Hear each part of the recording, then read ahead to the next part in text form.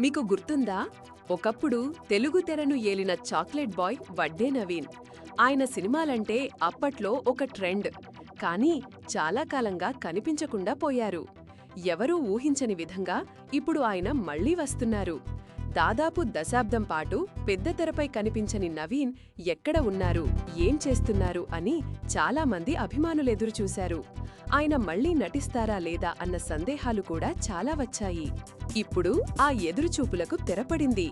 Transfer త్రిమూర్తులు అనే కొత్త సినిమాతో వడ్డే నవీన్ అద్భుతమైన కంబ్యాక్ ఇవ్వబోతున్నారు.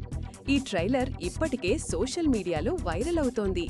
పాత నవీన్ను మళ్లీ చూడాలని ఆశగా ఉన్నవారికి ఇది నిజంగా శుభవార్త. ఒకప్పటి స్టార్ హీరో మళ్లీ వెండితెరపై తన మ్యాజిక్ చూపించడానికి సిద్ధమవుతున్నాడు. ఈ సినిమాతో ఆయన కెరీర్ మళ్లీ పుంజుకుంటుందని ఆశిద్దాం. మరిన్ని ఇంట్రెస్టింగ్ విషయాల కోసం విక్రమ్ విరల్స్ని ఫాలో చేయండి.